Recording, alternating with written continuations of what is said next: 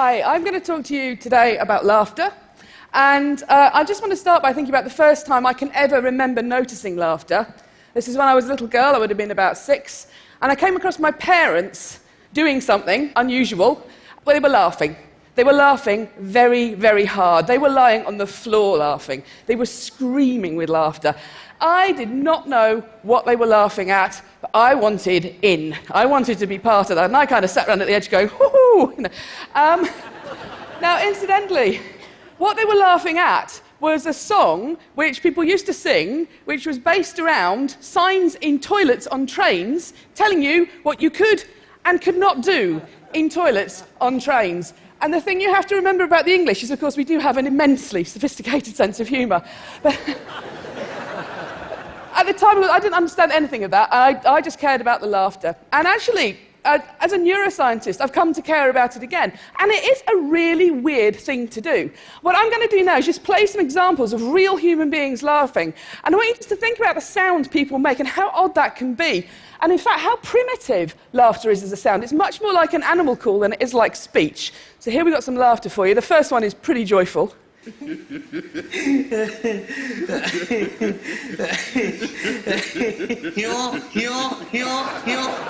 We're off.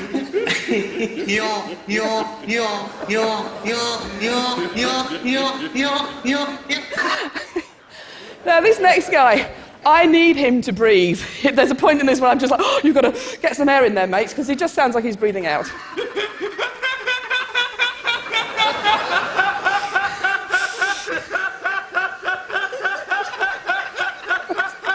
This hasn't been edited, this is him.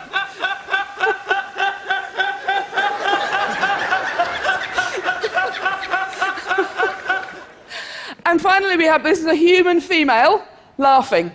And laughter can take us to some pretty odd places in terms of making noises.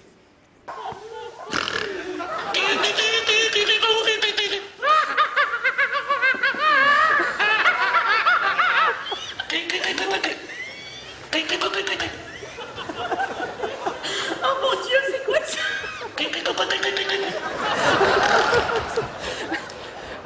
She actually says, oh my God, what is that in French? And I think, we're all kind of with her. Yeah, I have no idea. Now, to understand laughter, you have to look at a part of the body that psychologists and neuroscientists don't normally spend very much time looking at, which is the rib cage.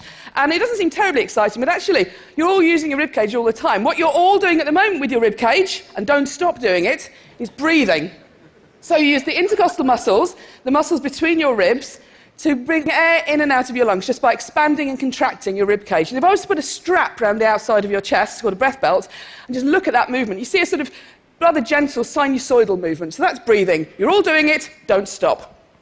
As soon as you start talking, you start using your breathing completely differently. So what I'm doing now is you see something much more like this. In talking, you use a very fine movement of the rib cage to squeeze the air out. And in fact, we're the only animals that can do this. It's why we can talk at all. Now, both talking and breathing has a mortal enemy. And that enemy is laughter. Because what happens when you laugh is those same muscles start to contract very regularly, and you get this very marked sort of zigzagging, and that's just squeezing the air out of you. It literally is that basic a way of making a sound. You could be stamping on somebody. It's having the same effect. You're just squeezing air out, and each of those contractions gives you a sound. And now the contractions run together, you can get these spasms, and that's when you start getting these kind of things happening. And I'm brilliant at this. Now, in terms of the science of laughter, there isn't very much, but it does turn out that pretty much everything we think we know about laughter is wrong. So it's not at all unusual, for example, to hear people say humans are the only animals that laugh. Nietzsche thought humans are the only animals that laugh. In fact, you find laughter throughout the mammals. It's been well described and well observed in primates, but you also see it in rats. And wherever you find it, humans, primates, rats, you find it associated with things like tickling. And that's the same for humans. You find it associated with play, and all mammals play. And wherever you find it, it's associated with interactions. So Robert Provine, who's done a lot of work on this, has pointed out that you are 30 times more likely to laugh if you are with somebody else than if you're on your own. And where you find most laughter is in social interactions like conversation. So if you ask human beings, when do you laugh? They'll talk about comedy and they'll talk about humour and they'll talk about jokes. If you look at when they laugh, they're laughing with their friends. And when we laugh with people, we're hardly ever actually laughing at jokes. You are laughing to show people that you understand them, that you agree with them, that you're part of the same group as them. You're laughing to show that you like them, that you might even love them. You're doing all that at the same time as talking to them. And in fact, the laughter is doing a lot of that emotional work for you. Something that Robert Provine has pointed out, as you can see here, and in fact, the reason why we were laughing when we heard those funny laughs at the start, and why I was laughing when I found my parents laughing, is that it's an enormously behaviourally contagious effect. You can catch laughter from somebody else, and you are more likely to catch laughter off somebody else if you know them. So it's still modulated by this social context. You have to put humour to one side and think about the social meaning of laughter, because that's where that's where its origins lie. Now, something I've got very interested in is different kinds of laughter, and we have some neurobiological evidence about how human beings vocalise that suggests there might be two kinds of laughs that we have.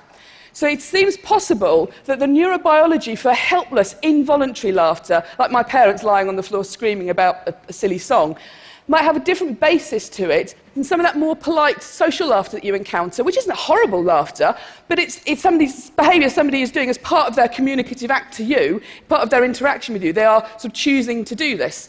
Now, in our evolution, we've developed two different ways of vocalising. Involuntary vocalisations are part of an older system, the more voluntary vocalisations, like the speech I'm doing now. So we might imagine that laughter might actually have two different roots. So I've been looking at this in more detail. And to do this, we've had to make recordings of people laughing, and we've just had to do whatever it takes to make people laugh.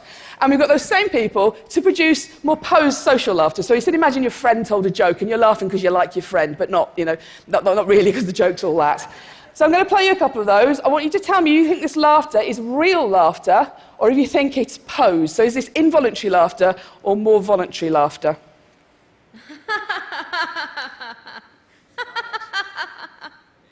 What does that sound like to you? Posed? Posed. How about this one?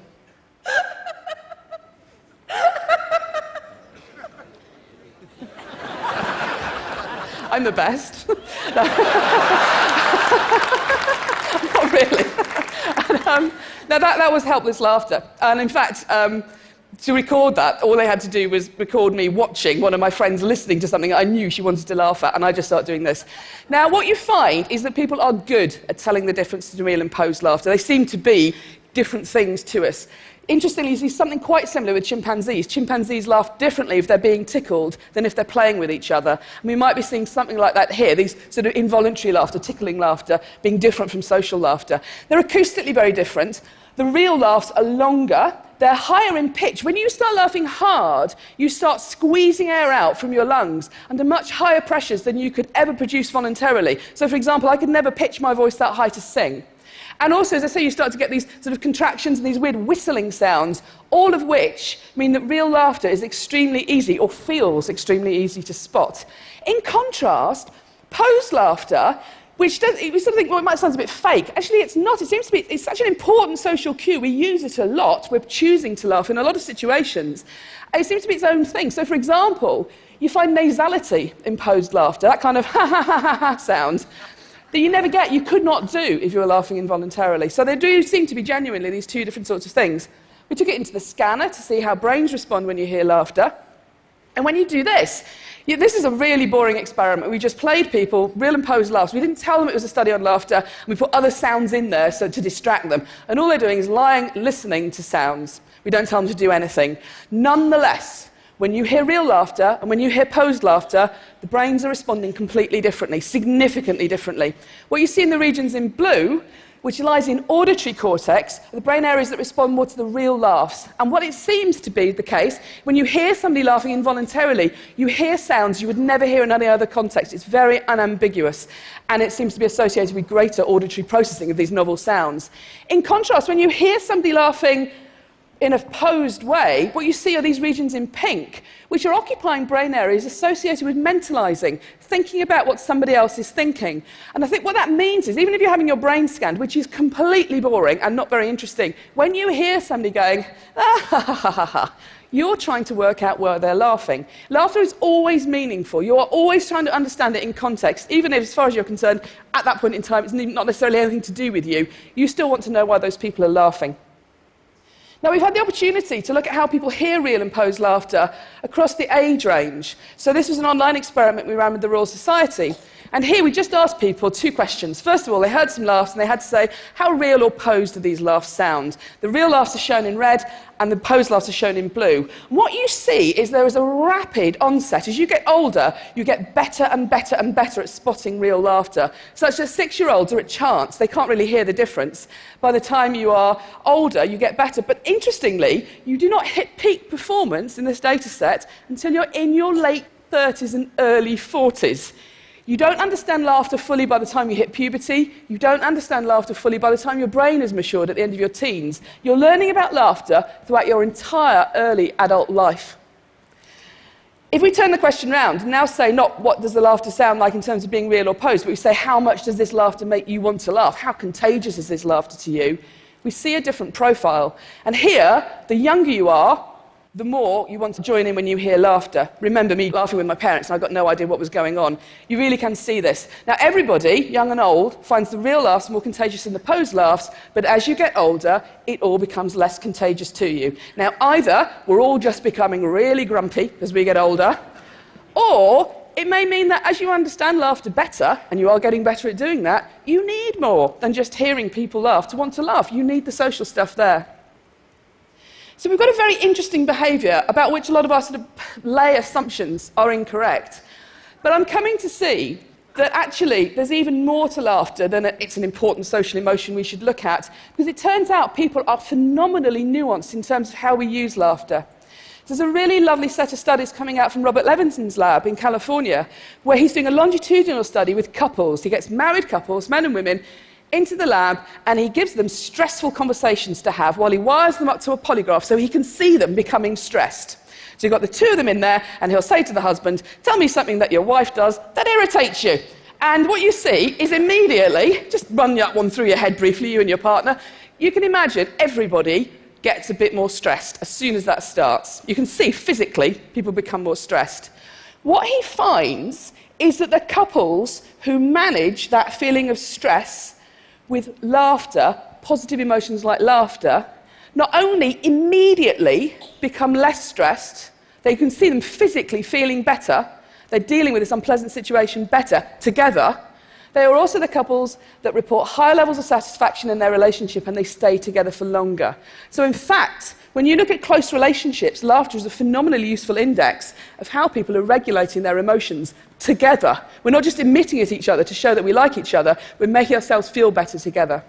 Now, I don't think this is going to be limited to romantic relationships. I think this is probably going to be a characteristic of close emotional relationships such that you might have with friends, which explains my next clip, which is of a YouTube video of some young men in the former East Germany on making a video to promote their heavy metal band, and it's extremely macho and the mood is very serious, and I want you to notice what happens in terms of laughter when things go wrong and how quickly that happens and how that changes the mood. He's cold, he's about to get wet, he's got swimming trunks on, he's got a towel. Ice. What might possibly happen? Video starts. Serious mood. And my new band is called Skill. We're off. And his friends are already laughing. They're already laughing. Hard. He's not laughing yet. He's starting to go now.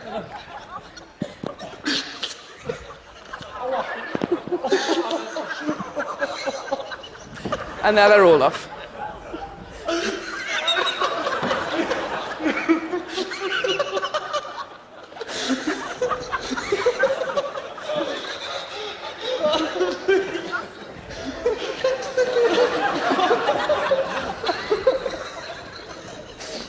sure.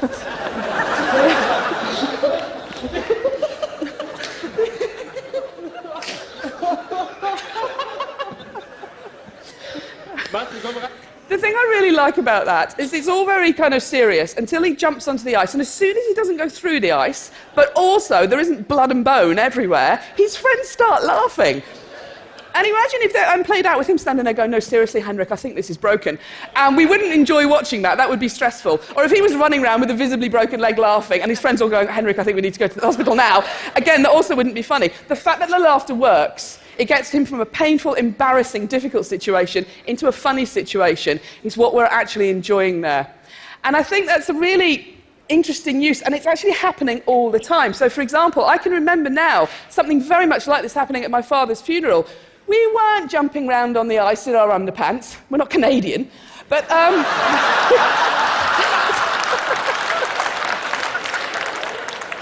these events are always difficult. I had a relative who was being a bit difficult. My mum was not in a good place. And I can remember finding myself, just before the whole thing started, telling this story about something that happened in a 1970s sitcom. And even at the time I thought, I don't know why I'm doing this. And all I realised I was doing was I was coming up with something from somewhere I could use to make her laugh, together with me. It was a very basic reaction to try, for some reason, we can do this. We can laugh together. We're going to get through this. We're going to be okay. And in fact, all of us are doing this all the time. You do it so often you don't even notice it. Everybody underestimates how often they laugh.